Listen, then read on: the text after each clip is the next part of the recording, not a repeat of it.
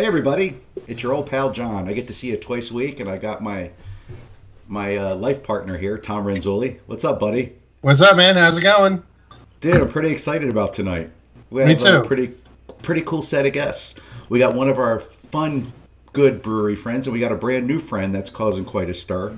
So before we get to them, we want to talk about this thing that we're involved in that is just awesome. Brewery Strong.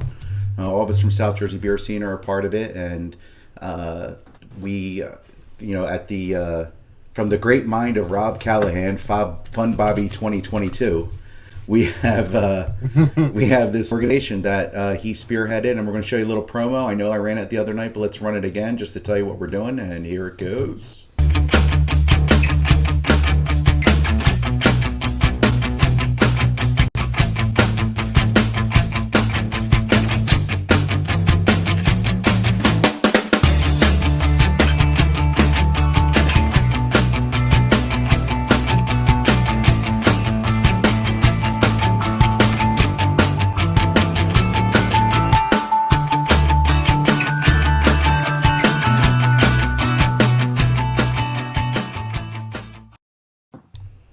So there you have it. It's brewerystrong.org. The Facebook page is up, the Instagram page is up, the Twitter page is up, Brewery Strong on all those. The website is very close to being open thanks to South River Studios donating their time. And it's come together pretty quick, something from the end of March. So if you get a chance, go to the Facebook page when you're done here and check out Brewery Strong, like it, sign up for the email link that's there. We're going to be doing some good stuff for the brewery, bar, restaurant community. Helping with some financial aid, some education, and professional development as things switch from the pandemic to normal times. We're going to keep it going to help people in the industry that need it. So, but without further ado, let's get to the main part of the show. Tonight, we have with us up there. We got my buddy Zack from Gusto Brewing Company. What's up, Zack? Hey guys. And then we got the guy, the man of the hour.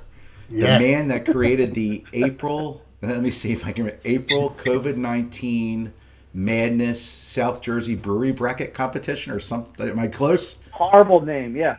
Yeah, that's Brian Kieffer. And Brian came up with this bracket that started out really small. And how many people you got in there now? 1,770. 2,770. I mean, 2,770, yeah. Yeah, it grew 1,000 in like 10 seconds. So Brian came up with this great idea. Came up with this idea to have like a field of 48, I think it started out with. And yeah. We're doing some voting, getting down to one. And Zach was a part of it. He made it to the second round and ran into Tuckahoe, I believe. Yeah, we were just happy to be in the room, my man. So anyway, tonight, me and Tom both had the fairy godmother of beer, Zack Pashley, come to our homes today and deliver this sweet baby right here, the All Together. And a cool glass. And a Teku. This is the All Together. And Zack, why don't you tell us, for those who don't know, exactly what this means and what it does? Yeah, so it was started by Other Half Brewery in Brooklyn. They put this thing out there. They said, hey, you want to do this? Here's the label art. Here's the recipe. You can go West Coast IPA. You can go New England IPA. You brew it, and a portion of the proceeds, it's up to the people that do it, go to help hospitality professionals. And, you can do it on a national level. You can do it on a local level, whatever is going to have the highest effect in a quick way to support people during COVID-19. So we, as you saw in the glasses, we went the New England IPA route, and it caught, the unique things about Gusto. It caught the head of Dan Patella, it caught his water profile, and we added Medusa hops to it, which gives it a nice little boost for aroma and hop flavor. Mm-hmm. Yeah, and we're getting a parade of people on here. Vicky Klein, and we were just talking about him. He must have heard us. Chris Martin saying that he just got his today. And our old buddy Shank Guru is up on here in Gus We Trust. So let's go back to all the neighborhood. Yeah, there it goes. So we're back to all four of us right now. Yeah, the neighborhood is on. because the shank is on there. So anyway, Zach, you guys are involved in a lot of these fundraising activities, and I know that you hate when we bring this up. But as a brewery owner, especially during a time like this, what does being involved with something like this, what does that do for the morale? I mean, you're a business owner and you're going through some tough times. What does this do for your morale? How's this stop me from talking. Just go ahead. No, it's something. Look, I mean, to build off what you said, it's something we've done from the very beginning. Not this in particular, but we try to support some hyper-local causes as often and as effectively as we can. So, when this thing first dropped, it was, first we look at our small 5-person family and we're like, all right, how do we protect the people that are in the Gusto family from, experiencing interruption? And then, our strategy was just to go right on the offense and brew, the crazy stuff that, we love to drink and we love to brew, but also to do stuff like this. Because you can change a lot about how our tap room operates, how our business operates, but you can't change we choose not to let it change where our hearts are and what we choose to support and how we do that. So this was a very timely and awesome opportunity. We are honored to have been able to brew this beer along with a lot of our incredibly talented, respected colleagues. So we're just amped. And you did it justice for sure. Thanks. And it kind of brings us to this spirit this time, and Brian captured that, and his web page quickly grew, and it's been a hub for, not just the bracket and the trash talking, which has been pretty mild, surprisingly, but it's become a place where people can find out about deliveries. Brian, when you sat down and made this bracket, because he didn't just make a bracket, he did some untapped research. It was like a math major did it. So when you sat down to do this, what did you have in mind, and what do you think about what's happened to it? All I had in mind was just have a bunch of my friends and friends of their friends come together, vote on which beers they like better, what brewery they like better, whether it's the tasting room, the logo, whatever. I didn't really care. It was just because we had no AC Beer Fest. We had no basketball bracket. We had no sports. And we couldn't go out and do flights of beer. So I was just like, hey, let's get together and do this. And I told them to invite all their friends. And it just exploded. It went from what I thought was going to be maybe 100 people, 200 people at the most. Now we're at 2770, and I don't know, probably 10% of the people that are on there. But it turns out that people were looking for, how can we get the beer? Where can we go? Who's doing curbside? And it turned into this. It just blew up to this thing that I wasn't expecting. I personally have gone out and purchased. Last weekend I did my Cape May loop, because almost every March or April, my wife and I usually go down to the Cape May breweries just to beat the rush before the tourists come. Mm-hmm. And so I decided, hey, I can't go to the breweries to try it there. I'm just going to go and buy beer. So I went to Gusto. I went to 7 Mile. I went to Ludlam. I went to Slack Tide, and then I also had to go to Glasstown. They were the first one. So, and I spent over probably close to $300 on beer. Nice, nice. And I haven't spent that much money on beer in a long time. And I was just like, and then the week before I did a loop. I mean, I hit ACO, and then I also did a loop in the Glassboro. And yes, so Brian not only has done this whole thing, he made up beer trails and posted them up there on Google Maps and stuff like that. It's craziness. Oh, by the way, Kivowitz says he's going to text you right now to save a can of this beer for next Saturday. So don't disappoint the man. Put it right up in there. We got you, Mike. So let's talk about Gusto. Let's talk about what's going on right now. So you and Dan have a little bit, Dan head brewer and Adriana and your family, you guys have a little bit different setup. And it's my contention, because of your setup, you were able to pivot a little bit. And it's not that you're not having a hard time. It's not that's difficult. But because of the way that you guys have operated, you were able to pivot fairly quickly, I think, in your business model. So tell me, when this happened, what was the first thing that you guys did? So the first thing you want to do just instinctually is to just like, all right, bring it close to the vest. How do we do this in a safe way?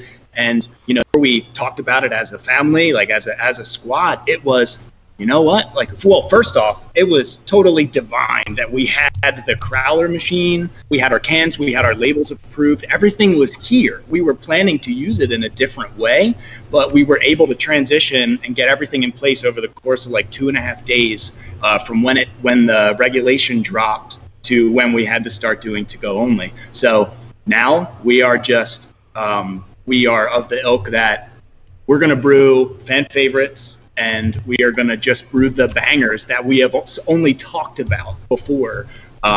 These sexy beers that hopefully draw people in, and we have the best customers on the planet, and without their support, it would all be for naught. And if I may keep talking for a moment, yes, absolutely. Brian's the bracket and everything, it was so timely. It was perfect. It was a great idea.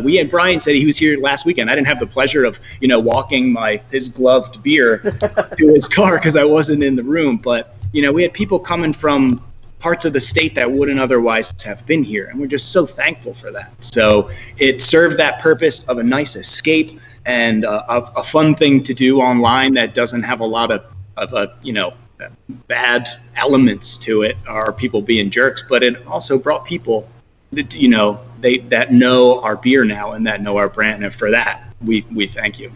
And that's the one thing I've noticed from all the other breweries too. Not only their basic customers, their diehard customers come, but people that they don't even know. So right. It's almost like the traffic's sped up a little bit. It's funny. We have a lot of brewers that watch this, and right now, in no order whatsoever, Mike Geller's on here from 3-3s, and Paul Simmons is on here from Glasstown. They're all saying, hey, Adam Curnow, my favorite brewer from Garden State Brewing, is on here. He's my son-in-law, so he's always going to be my favorite brewer. And Sean from ACCO's on here. He says, hey, by the way, Brian, I've had more contact with these guys over the last couple of weeks, because me and Tom, we feel like, we're working and then we're kind of spread out, and we feel like it's brought the family back together because we miss everybody. I mean, as this thing has gotten bigger, we don't get out as much. I certainly don't. Tom gets out way more than me, and we look so forward for AC Beer Fest. So forward to it, with our buddy John, and it was kind of a bummer, but to replace some of that, to have what Brian did, to have how the brewing communities come together and how the customers have come together to support, it's been really, really awesome. So, that's what we see from our end. And like Tom goes out and grabs some beers. I've been out grabbing some beers, and we try and, I do like what Brian does. I do a south run, I do a west run, I do a north run. I try to pick every weekend. I try to pick either a restaurant or breweries. And it's been pretty cool. It's been pretty cool with the bracket because, Spellbound went up against Village Idiot, and they were they're buying beers for each other, they're betting each other, and then people are brewery owners are going to other breweries and picking up beer. So I think it's kind of helped with the camaraderie. So I don't know. Yeah, ACCO and 13th Child are working on a collaboration together, and Axe and Arrow and Death of the Fox just released their collaboration. Right. Now, they were working on the collab. They were working on the collab before the bracket, but it just so happened that they faced each other in the first round, and then 13th Child and ACCO didn't know each other, and then one went visited the other. They did a beer exchange, and then they started saying, "Hey, let's work on a collaboration together." So it's really has connected people that haven't connected before. We've talked to some people this week, and I don't want to talk about them, publicly. That's putting together a big collaboration. I think because of what you did, Brian, I think it's got his wheels turning. And he's working on putting something together with all the breweries. So Mike Kiblitz is checking in and saying that Spellbound flew a drone over to Village Idiot with beer, and then Village Idiot threw the drone back to Spellbound with beer. That's cool. Good information there, Mike. So with you, Zach, what do you and I know? Give me one. You know what? Let's back up a little bit. Sure. So let's talk about you and Dan. For those who are getting to see you for the first time, let's talk about how you guys came together and how this whole Gusto thing started. I think it's a good story. Yeah, so Dan and I we went to ACC in Kimmett Courthouse, the community. He was the ping pong champion, right? You're looking at him. You're looking at him. But Dan was a worthy foe. Don't worry. And then I joined the Coast Guard. Started a family and everything like that. And when I got out of the Coast Guard. Dan was working at Cape May Brewing Company, and I worked there for a while too. And that just kind of we worked in the tap room together, and our friendship grew. We had a similar affinity for home brewing and good beer. So when my wife and I, we had the naive idea that we were going to build Gusto ourselves and operate it ourselves. And about when we were setting the equipment, the reality set in that, holy smokes, this is way more than we would be able to handle in a realistic way. And Dan came around at the absolute perfect time. Again, like divine intervention. Like Dan just flowed in here like an angel one day asking if we needed a brewer. And of course we did. So we started on a 1-barrel system. We double batched for 2-barrel fermenters. Now we have a 3.5-barrel system, but we haven't upgraded the cold side yet. So we brew 2 barrels at a time. And we have, I think as of today, when I checked it, we opened December 21st, 2018. And we have 87 unique beers that we have brewed. That's awesome. A lot of which have been brewed many times, but 87 unique styles. And if this time has done anything, when you have a packed tap room, you're playing host for a while, and it's so much fun, but it's tiring. So now that we're doing online orders and the curbside pickup, you're working in spurts. You work hard for 20 minutes to fill an order, and then you have a little time to spend time with each other. And through that time, the amount of research and progress that Dan's making on our water chemistry, I'm really, really excited for the beers to come. And I'll use Dan's word. He thinks, we're going to come out of this thing stronger, but guns blazing, I think, for the finger guns blazing. That sounds like Dan. And I got nothing but faith in that guy. So we're just going to keep brewing the best beer we can with what we learn along the way. So I want to swing it to Brian real quick. So you're a long-time beer guy, and you've been doing beer for a long time. What do you think is the biggest difference from 5 years ago to now in your mind? I don't put you on the spot a little bit, but... Well, in my mind, again, there seems to be trends. And like three or 4 years ago, and I guess it's still continuing on today, but it's when the New England started showing up and how everybody wanted the hazy, juicy IPAs. Then, like last year or 2 years ago, the sours came out. Everybody was doing sours. I went to a sour fest at the City Tap House in Philadelphia, and they had 20 or 30 sours on tap. And by the end of that, I was like, I couldn't drink any more sours. But and I used to be a favorite of mine. Then I started getting heartburn. Now I haven't narrowed it down to which type of sour gives me heartburn and which one I can drink all day. Like Berliner Weisses seem to be good for me, but like straight up like kettle sours seem to give me heartburn. But I don't know if it's the different souring agents or what. But that's the main thing. Like when I first became a beer nerd or beer snob, everybody was doing red ales and browns. I guess browns. They were trying to compete with like Yingling Lager or Killian's Irish Red. And then as it progressed, then the IPA craze came, and then it went to New England. It was West Coast at first, then New England, and now it seems to be. I see a lot more saisons out there than there has been in a long time, and I'm glad for that because I like the farmhouses have seemed to take over a little bit now too. My contention, and I think Tom agrees with me to some point on this, is that people made good beers, but not as many good beers were out there. And now I think with the way that breweries have evolved, especially here in New Jersey, is that everybody makes something good. Not everything is a home run, but everybody makes something good. So you can go anywhere now and grab good drinkable beers, where sometimes it was a crapshoot. While people were learning how to get their groove on. Tom, I think we talked about this a lot. And I think it's because there were so many breweries opening up. Everybody had to step up their game. Everybody had to start putting out, and you're challenging each other, and we're the beneficiaries of it. Of course, my waistline will tell you that. Yeah. So, Zach, we want to order beer from Gusto. What do we do, and how do we get it? Yeah, so it's right on the website, www.gustobrewco.com. Along the top, there is a tab called Brews to Go.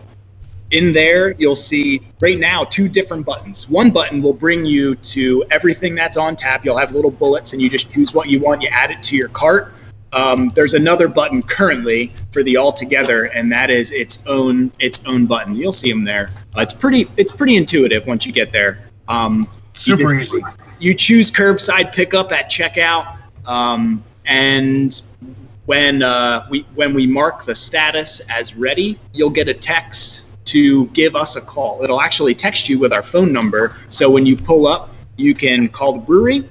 We come out, we bring it to you. It is as contactless as it possibly can be. Yeah. And this delivery thing's gotten crazy. There's a few things. I got an email today from Kenny Ward, who's going to have Royal Buying over there in Absecon, that he had gotten contacted or found information. There's a national service coming out.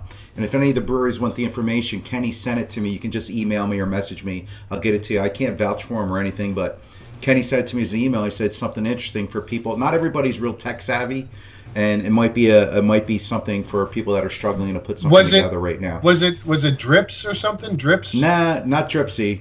They're actually a sponsor of ours. You would never know. No, it was something I had heard of, and I don't want to mention the name right now because I don't want to be. Adam's real happy because my son-in-law Adam, Royal Buying's going to be 100 yards from him and my daughter's house. So that's either really good or really bad. He says he'll be there every day. So happy. My grandkids will be happy. So if any of the breweries want the information, I can send it to you. You can do with it what you want. But Kenny wanted to get it out there for you. So Brian, where are we at in the bracket right now? We're in the Sweet 16.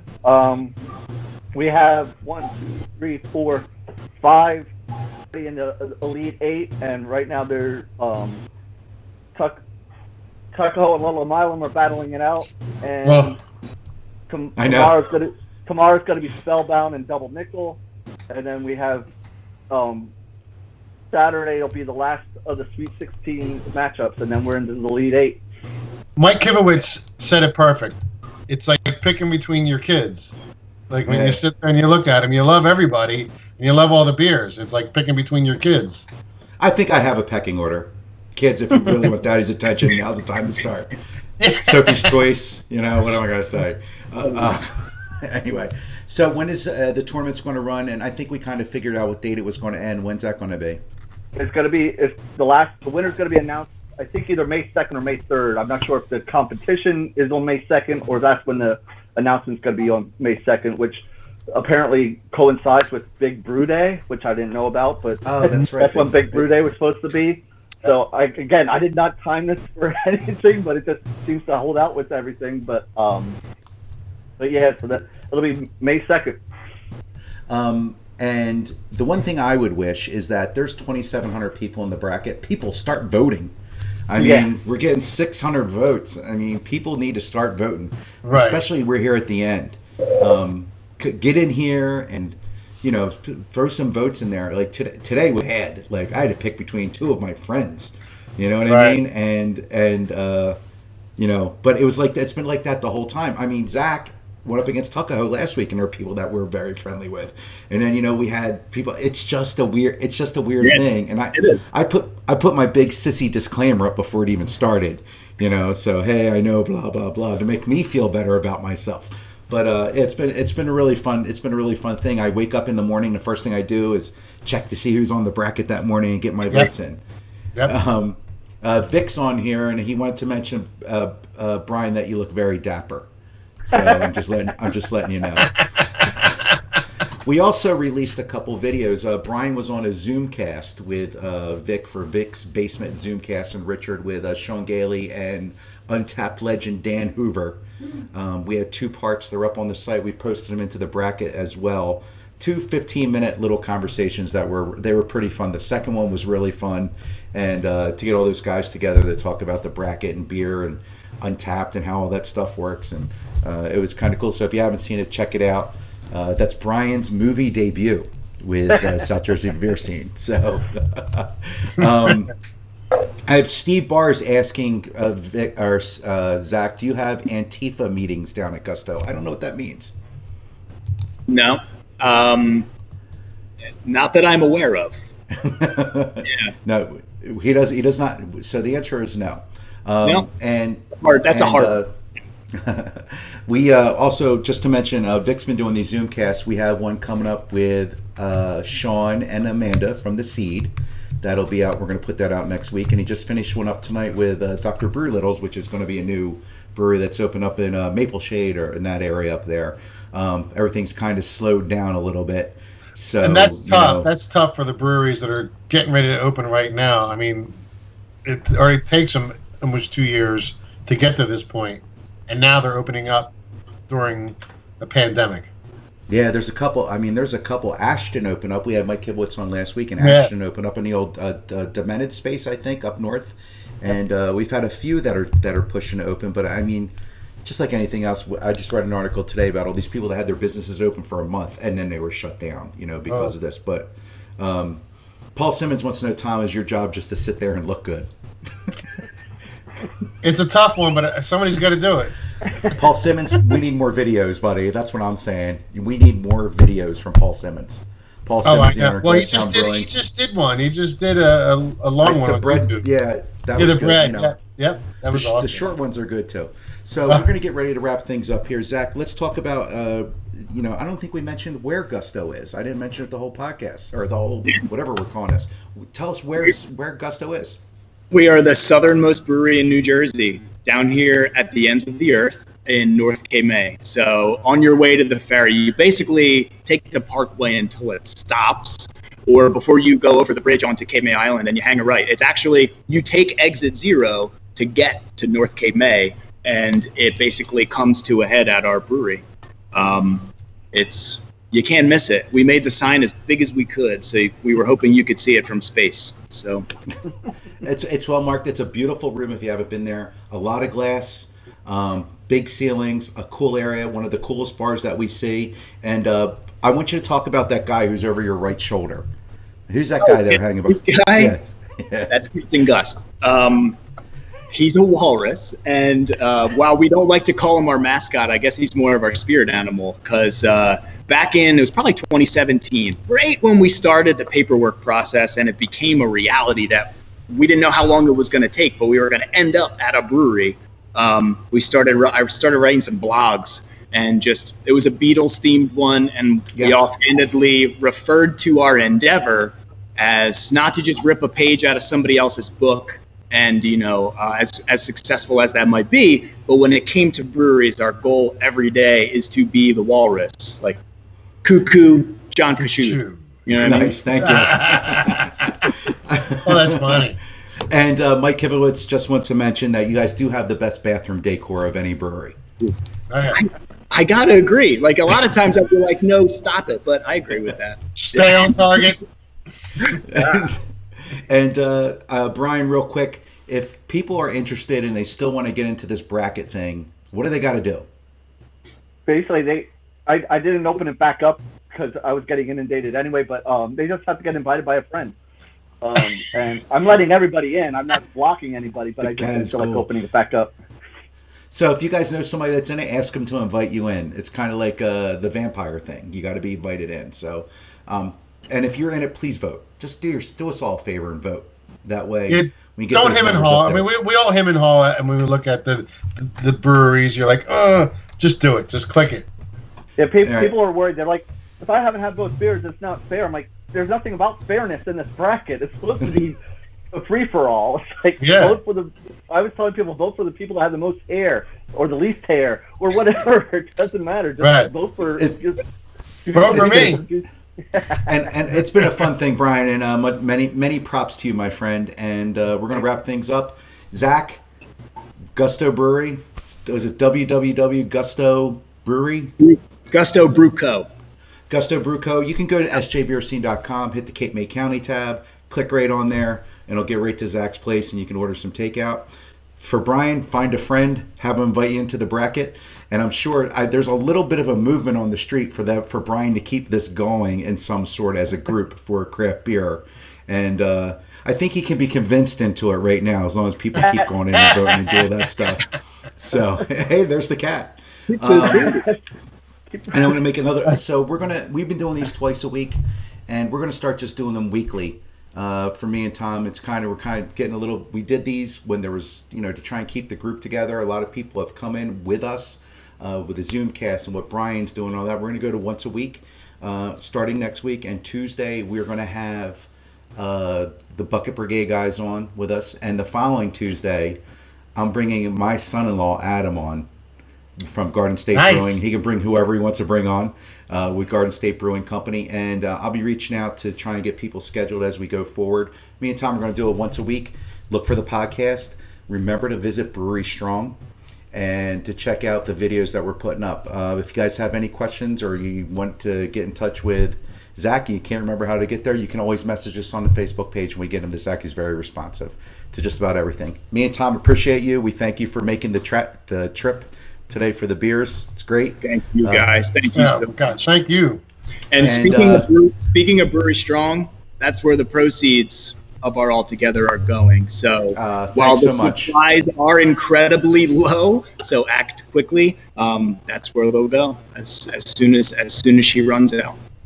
And on behalf of Fun Bobby and all the board members of Brewery Strong, I'd like to personally thank all the breweries and all the beer people and all the ancillary people that have come out to help us. It's been a little overwhelming, the support that we've had out there, and we're really working hard. Yeah, it is very humbling. We're working really, really hard, and our spirit animal is Fun Bobby, and he's poured his heart out on. He got a little verklempt. I've known the guy for 30 years, and he's like, "What's this salty discharge? I don't know what it is," but. He's done a really, really good job, and all the help that's been there, and a big thank you to all the breweries. We hope that we're going to be able to help some of the people that need it, and then continue to be a good thing as it moves in the future. So brewerystrong.org website will be up shortly. There is a landing page there where you can go to the store and get one of those cool T-shirts. You can sign up for the mailing list on Facebook. Go to sjbeerscene.com on the internets. You can see a bunch of archived articles back when Zach's hair was half as long, and some videos from back then. And Tom, take us out tonight, buddy. Raise our glass to Brewery Strong. Cheers, guys. Have a good night. All right.